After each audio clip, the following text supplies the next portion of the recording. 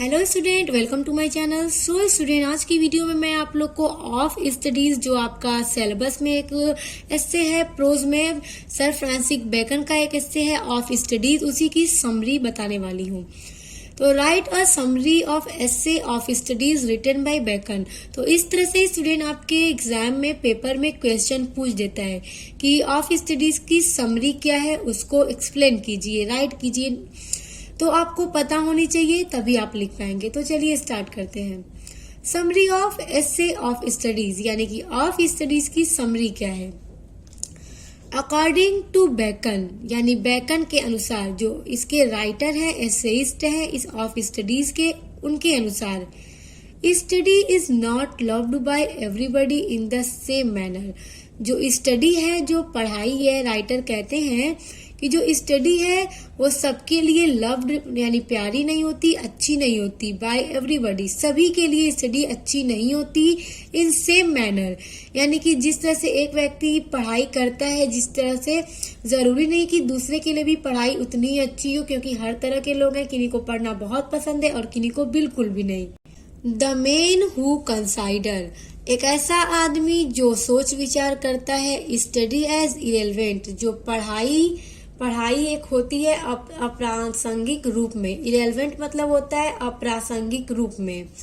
Are cunning enough, cunning मतलब student होता है जो चालाक होते हैं, यानी कि कुछ लोगों के हिसाब से पढ़ाई मतलब उतनी अच्छी नहीं है। कहने का मतलब राइटर का यही है।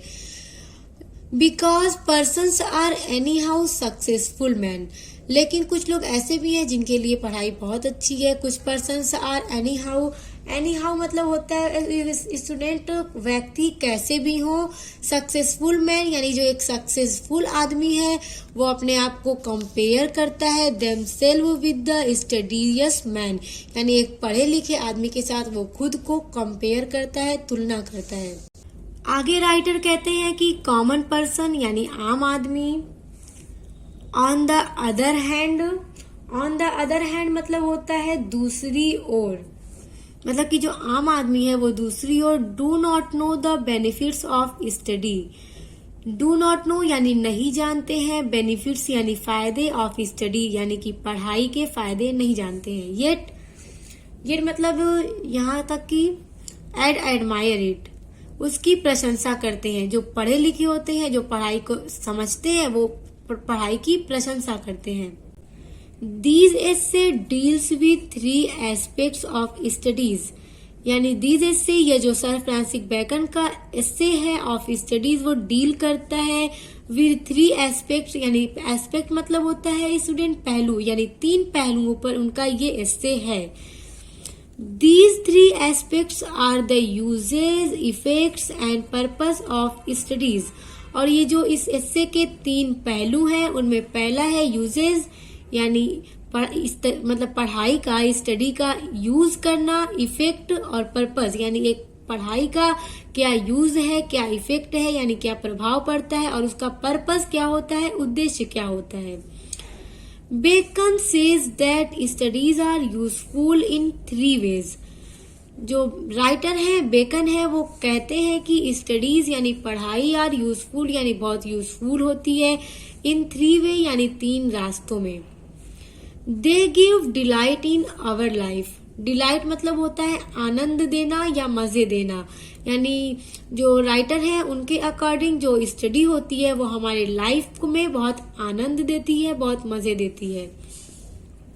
आगे राइटर कहते हैं they develop our powers of decision and judgement, यानी जो स्टडी है, जो पढ़ाई है, वो हमारी पावर को डेवलप करती है, हमारे डिसीजन को और जजमेंट को भी डेवलप करती है, उनमें विकास करती है। यानी जब आदमी पढ़ा लिखा होगा तो वो सही तरह से फैसला ले सकेगा, सही तरह से सोच सकेगा, चीजों को जज कर सकेगा। द एसेइस्ट सेज, यानी जो इस एस्से के राइटर हैं वो कहते हैं that studies are dislike by crafty man, यानी जो स्टडी है वो डिसलाइक की जाती है, नापसंद की जाती है by crafty man. Crafty man मतलब होता है ऐसे लोग जो मतलब पढ़ाई नहीं करते हैं, जो जिन्हें पढ़ाई अच्छी नहीं लगती है। अगर इसकी क्राफ्टी मैन की मीनिंग कहें स्टूडेंट तो मक्कार जिनको कहा जाता है, यानी जिन्हें पढ़ाई पसंद नहीं है। ये किनका कहना है, ये इस राइटर जो एस्से के राइटर है उनका कहना है। दे आर एडमायर्ड यानी पढ़ाई की एडमायर यानी प्रशंसा की जाती है। बाई वाइस मैन यानी कि they are admired by wise man यानी एक पढ़ाई जो एक वाइस मैन होते हैं, समझ बुद्धिमान आदमी होते हैं, वो मतलब स्टडी की प्रशंसा करते हैं। Vice man use them profitably यानी जो वाइस मैन होते हैं, जो समझदार या बुद्धिमान आदमी होते हैं, वो यूज करते हैं पढ़ाई को प्रॉफिटेबली यानी कि सफलता के साथ। Books must not make us contagious और डोगमेटिक यानी जो बुक्स होती हैं, राइटर कहते हैं कि जो किताबें होती हैं वो हमें सिर्फ कंटेजियस और डोगमेटिक नहीं बनाती। इनका मतलब है स्टूडेंट, कंटेजियस मतलब संक्रामक या कट्टर नहीं बनाती। But they should not critical लेकिन वो नहीं होनी चाहिए क्रिटिकल। क्या नहीं होनी चाहिए? स्टडी जो है वो क्रिटिकल नहीं होनी चाहिए। क्रिटिकल मतलब होता है बहुत ज्यादा गंभीर या आलोचनात्मक नहीं होनी चाहिए। ये कौन कह रहा है? वो एस्से के राइटर कह रहे हैं। Bacon is says in of studies books are our friends. जो बेकन है वो कह रहे हैं इन स्टडीज ऑफ स्टडीज में जो किताबें होती हैं वो हमारी दोस्त होती हैं। अकॉर्डिंग टू राइटर के अनुसार मेनी बुक्स यानी कुछ किताबें में be read by summaries. Writer के अनुसार कुछ किताबें ऐसी होती हैं जिनको सिर्फ ऊपर से उनकी समरी को पढ़ना चाहिए। And few books are to read deeply and thoroughly और सिर्फ कुछ किताबें यानी सिर्फ फ्यू बुक्स ऐसी होती हैं जिनको पढ़ना चाहिए। आर टू रीड डीपली यानी बहुत डीपली पढ़ना चाहिए। एंड थ्रोफली यानी कि ठीक तरह से पढ़ना चाहिए यानी उसको एकदम डीपली पढ़ना चाहिए, अच्छे से पढ़ना चाहिए। The essayist says that we should read in order to gather information। तो एसेइस्ट जो है बेकन वो कहते हैं कि वी शुड रीड हमें पढ़ना चाहिए इन ऑर्डर टू गैदर मतलब स्टूडेंट इकट्ठा करना, इंफॉर्मेशन यानी जानकारियों को इकट्ठा करने के लिए हमें पढ़ना चाहिए। Some people read in order to be quick witted यानी कि अपने दिमाग को तेज करने के लिए। तो राइटर कहते हैं कि कुछ लोग इसलिए पढ़ते हैं ताकि उनका दिमाग जो हो वो तेज हो जाए यानी उनके पास हर चीज की जानकारी हो। Some people read for earning money for livelihood और आगे कहते हैं कि सम पीपुल यानी कुछ लोग पढ़ाई करते हैं अर्निंग करने के लिए, पैसों को मनी को कमाने के लिए, फॉर लिवलीहुड यानी अपनी जीविका यानी अपनी जिंदगी को गुजारने के लिए। द रीडिंग ऑफ बुक्स यानी किताबों का पढ़ना ऑन वेरियस सब्जेक्ट अलग अलग सब्जेक्ट की will help to cure to defect of our minds. तो राइटर का कहना है कि अलग अलग सब्जेक्ट्स की जो किताबें होती हैं अगर हम वो सब पढ़ेंगे तो वो हमारी बहुत मदद करेगी। क्योर मतलब होता है इलाज करने में, to defect of our minds यानी जो हमारे दिमाग की त्रुटि है, कमी है, उन सब का इलाज करेगी। यानी अगर हम हर तरह के सब्जेक्ट को पढ़ेंगे तो हमें हर तरह की जानकारी मिलेगी। Bacon says that the real object of study is to develop our self-knowledgement। Bacon कहते हैं कि the real object of study यानी स्टडी का जो रियल ऑब्जेक्ट है, उद्देश्य है, is to develop our self knowledgement यानी हमारा अपना जो सेल्फ नॉलेजमेंट है, नॉलेज है, उसको डेवलप करती है, उसका विकास करती है। The effects of studies on our minds is to banish error and mistakes. तो द इफेक्ट्स ऑफ स्टडीज यानी स्टडीज का, इस पढ़ाई का इफेक्ट पड़ता है, प्रभाव पड़ता है ऑन आवर माइंड यानी हमारे दिमाग पर। इज टू बैनिश एरर मतलब स्टूडेंट होता है त्रुटि को दूर करती है, त्रुटि को दूर करने के लिए यानी जो हमारे दिमाग में त्रुटियां होती हैं, दोष होते हैं, कमी होती है, पढ़ाई करने से वो सब दूर हो जाती हैं। एंड मिस्टेक्स, जो मिस्टेक्स होती हैं उनको भी दूर करती है। Studies makes our minds cultivated. Without them, our minds will be mixture of ability and disability, which are mutually incompatible।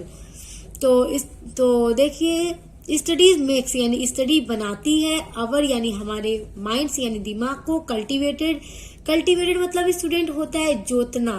तो मतलब जोतना जैसे कि मान लीजिए हम पढ़ाई करेंगे तो हमारे माइंड को वो जोत देगी, यानी कि बहुत ज्यादा तेज बना देगी, हमें हर चीज की जानकारी हो जाएगी, वो हमारे दिमाग को कल्टिवेटेड कर देती है।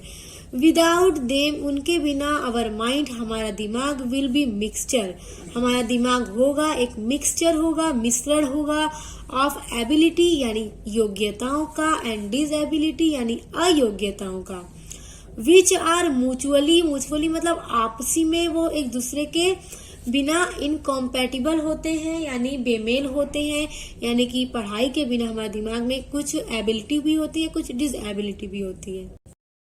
Thus of study is a beautiful essay by Bacon, यानी कि जो एस्से है बैकन का, जो एस्से ऑफ स्टडीज है वो सच में एक ब्यूटीफुल एस्से है, क्योंकि इसमें वो पढ़ाई के बारे में बहुत सारी बातें बताते हैं। It is full of aphorism, इनका ये जो एस्से है वो फुल है एफोरिज्म यानी कहावतों से। ये अपने इस एस्से में बहुत सारी पढ़ाई से रिलेटेड कहावतें कहते हैं। Many of them passed into current quotation, और बहुत सारे जो उनके एफोरिज्म यानी कहावत है वो पास हो गए हैं into current quotation यानी कि आजकल के कोटेशंस में। These essay, यह essay seems like a collection of short, एक शॉर्ट का कलेक्शन है। pithy maxims यानी सागर गर्भित कहावतों का, with ट्रेमेंडियस यानी अद्भुत कंपैरिजन मतलब अद्भुत दबाव का, इनका जो एस्से है उन सब का collection. Each sentences conveys deep and concentrated meaning, each यानी प्रत्येक सेंटेंस, इस एस्से का जो भी सेंटेंस है जितना भी, कन्वेज यानी बताते हैं, डीप यानी गहरा, एंड कॉन्सेंट्रेटेड मतलब स्टूडेंट होता है केंद्रित मीनिंग, यानी हमें बहुत ही डीप और केंद्रित मीनिंग बताते हैं।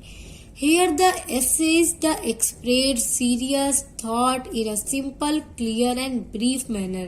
Here यानी यहाँ पर जो एसेइस्ट हैं, इस एसे के जो राइटर हैं, हैज एक्सप्रेस्ड यानी एक्सप्रेस करते हैं, संदर्भित करते हैं, बताते हैं हमें serious thought in a simple clear यानी बहुत से गंभीर विचारों को, थॉट को इन अ सिंपल यानी बहुत ही सिंपल, क्लियर और ब्रीफ मैनर में हमें पढ़ाई के बारे में बताते हैं।